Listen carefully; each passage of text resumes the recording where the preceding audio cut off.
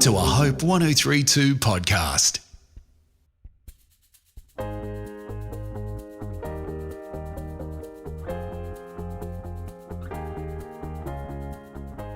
Hello and welcome to the Raising Teens Q&A, where we answer your questions about, raising teens. I've had so many good questions emailed to me that this season I decided to intersperse our expert topics with questions from you. I'm always thinking of ways to make what we talk about on this podcast as practical as I can. So I'm really thrilled because this season's Q&A, I'm joined by friend of the podcast, Michelle Mitchell, and we are going to be answering your Q&As together. You'll probably remember Michelle because she has been a guest on the podcast twice. We covered self-harm in season 4 and then tweens and puberty in season 6, which I think was one of the most fun episodes I've done. I like to affectionately refer to Michelle as the Queen of Tweens, as her new book called Tweens was released earlier this year. Hello, Michelle. Are you ready for the 4th question of this season's Q&A? I'm so ready. I'm ready to roll. I'm excited to be here.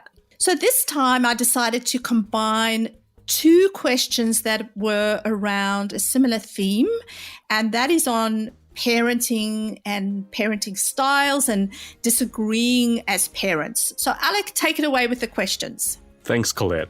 All right, so our first question says, please can you give us some guidance? What do my partner and I do when we disagree about our child's decision to stop a sport or choose a subject at school? And the second one says, what do you do if parents have different parenting styles and you seem to parent differently? Those are some great questions. Michelle, Collett, what do we think? So I think we can unpack a few things here, Michelle. I think the bottom line is as adults or as parents, we will have different ways of communicating because we often come from different belief systems, and that is actually okay. And some of those things only pop up when we have kids. You know, we can be all starry-eyed and have rose-colored glasses without children, and then children come in, and at every stage and every age that our children go through, you can find as parents you are having to work through something new that you actually thought you had down pat when they were 2, and now they're 5, or in the case of the Raising Teens listeners, they are 13 or 15, and you think, oh my goodness, are we disagreeing on this now? And I think that's natural. What do you think? I think the stakes get higher as our kids get older, and I think particularly parenting teenagers can be quite an emotional journey. Yeah. So I really know that parents often feel very intense about some of these decisions, and so, they're real. This is really real. Yeah. But if you really think about it, it would be very unusual for 2 people who got brought up in 2 completely different homes that had 2 completely different backgrounds, 2 completely different temperaments to be seeing things the same way. And I think we run the risk of thinking that there is something wrong if we are seeing things differently, or setting it up that one of us is right and the other is wrong, rather than realizing that the real goal is actually being able to understand what perspective the other person is coming from and why. And it's that partnership that does our kids the world of good. And it's that partnership when it breaks down that they know it breaks down. Yeah. And it can cause some real fractures in how we make decisions in our homes as well. Yeah. I think it might be quite obvious, but I know you and I are not saying that there can never be a time when someone is wrong. And I'm just thinking of abusive situations. There are clearly times when something is wrong. But in terms of when something's not a values-based decision or something moral, we can have disagreements about bedtimes or sleepovers or what time somebody's allowed to come in at night. I mean, that was one of my husband's and my initial disagreements, was working out a time when our teenagers could come home at a certain time at night, because it works for everyone. Yeah. because he and I had different parenting styles that we grew up under. And so it was something we had to figure out and negotiate and work out what was appropriate for our kids. And understand that we might have had different ideas on coming home. Yeah. And the other differences come in too is sometimes how it impacts us is different. Like when we're talking about what time our kids go to bed, if you're someone who goes to bed early, it impacts you a lot more if your kids want to stay up till 11 o'clock at night rather than the other way around. All our kids' temperaments are different as well. So they bring a different element into it as well. Yep. So I like the conversations behind the scenes with our partners to sound a little bit like this, like, tell me why you think this way and why this is so important to you. Yeah. You will find that those conversations go into, when I was a child, this is what happened to me, or this is how I felt when my parents said no when I wanted to go to a sleepover, or, I mean, this stuff starts to dig deep into childhood stuff. And I think if we don't come at it with a lot of empathy for each other, it is naturally going to end up in arguments and conflict because of the depth of it. Let's face it, we're all motivated to keep our kids safe, or let's say we're hopefully all motivated to keep our kids safe, and it comes out of a deep, deep care for our kids. Yeah. And I think we can assume if one of our partners is maybe more liberal that they don't have that care. But sometimes it's not that at all. No. It's very differently for a whole range of reasons. Yeah, and I think when we talk about our decisions, they need to be at times when we're calm, not in the heat of the moment. You know, say to our partners, let's have this discussion in a little while when things are calmer, or even tomorrow. You know, some decisions we can definitely put off for a day to have a conversation, sometimes away from our children's ears. I think that is really quite important. I think some of those discussions we need to be having somewhere else privately, because our kids learn. There's 3 scenarios. So your children will know when parents aren't unified in their discipline or their decisions, and that can create anxiety in the kids. Then there can also be times when the kids know, if I get my parents to argue, I'll be off the hook and I can just do whatever I'd hoped to do, or, you know, go off doing my own thing. And then I think there can also be the time which can be problematic when kids will figure out which person is their ally. And then it becomes 2 against 1. And I don't think that's healthy either. So it is important to be talking at different times, getting to the bottom of what you were talking about. Where does this come from for you? You know, is it cultural? Is there a family safety issue that's coming up for you? And then I think we also need to empathize with our children sometimes, and not throwing our partners under the bus, but also talking with our children, just saying, you know, sometimes adults don't agree, and I understand you feel really frustrated and you need to just let dad and I, or mum and I, work through this, and help your child to understand that you're not just forgetting about them when you're talking with your partner, but you need to be unified talking it through. I love that you brought up something there that has actually surfaced in our home and been something that we have had to really work through. My kids are 24 and 22 now. And so I know there were some decisions as they started to leave school that my husband and I did disagree on. And we didn't hide that from our children. Now, they were a little bit older, so they were maybe 15, 16, 17. And I think particularly as a woman, I felt it was really, really important that I was able to voice to my boys that I had a strong opinion in my own right, and Dad and I are working through a decision around this, but it was okay for us to be a little bit transparent about our differences. Yeah, I agree. And I don't think it is healthy for our kids to believe or buy into the fact that 2 people are going to be on the same page all the time.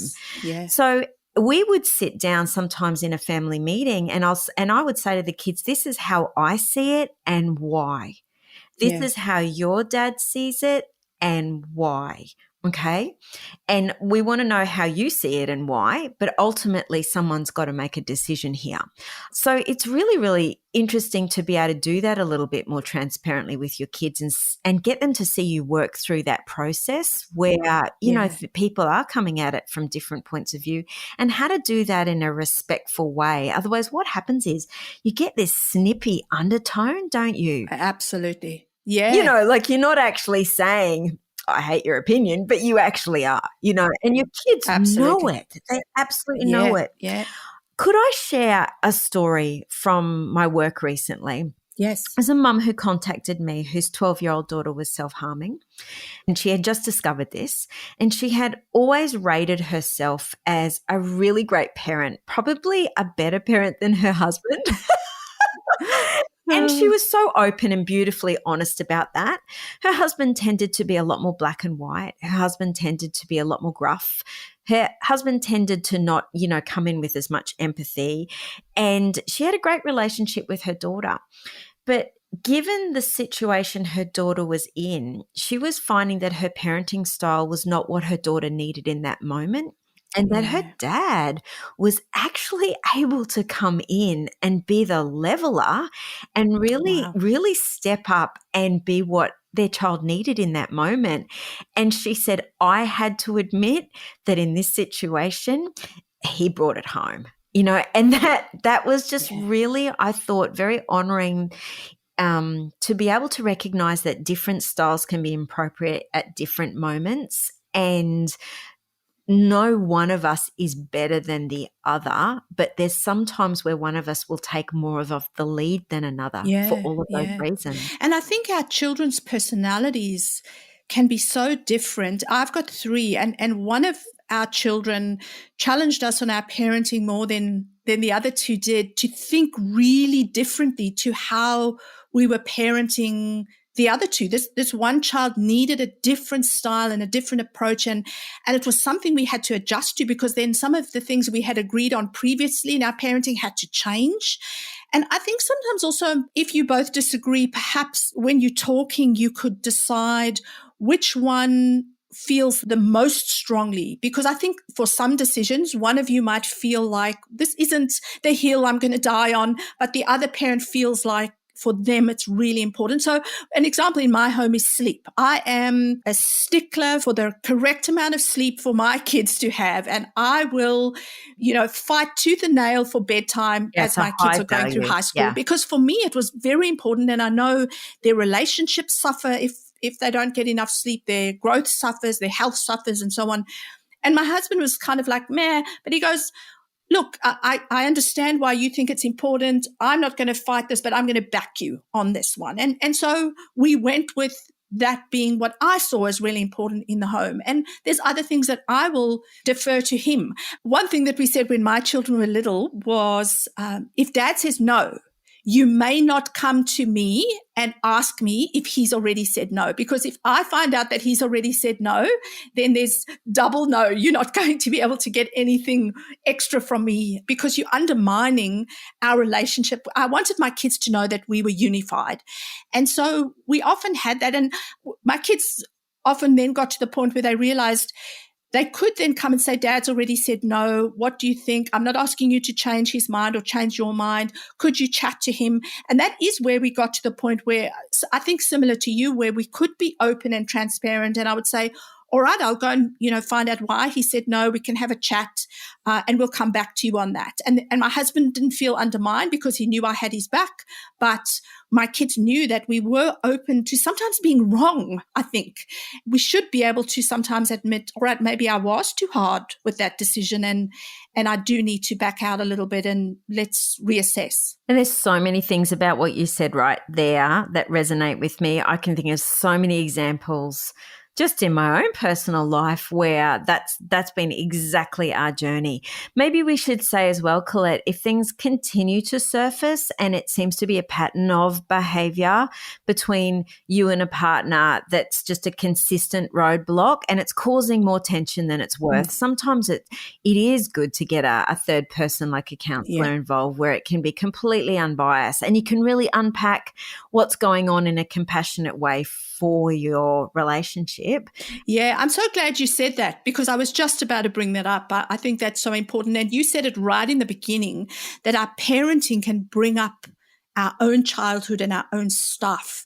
And there's no shame in us having sometimes 100%. In our 40s or 50s, realizing things that we've never faced or dealt with. And sometimes our kids are the only way we finally address things that are painful in our own past. And it's like looking in the mirror. I Man. know sometimes I've looked and I've said, that's that's me, you know, Yes. or my husband's gone, that is you, or, you know, that's me. And our kids have got their own journey, but as they journey, we definitely see ourselves in a different way. And I love the thought of there being no shame in that.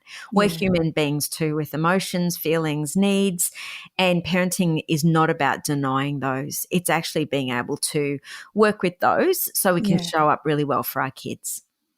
So I'm going to end this Q&A on a quote from you that I quote regularly in the podcast, is that when someone needs support, we don't say to them, let me go and help you to get support because you should have support. We say, let's go and find you some support because you deserve support. Yeah.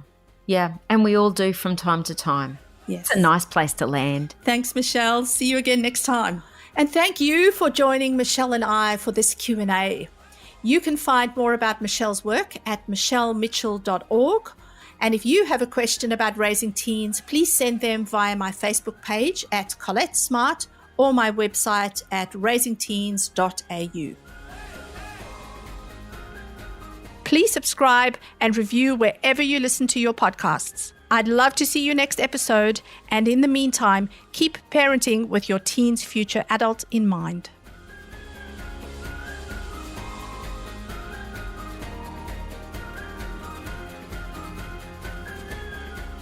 This episode was hosted by Collett Smart, edited and produced by Alec Green, imaging by Lucy Weil, and social media by Beth Rivers.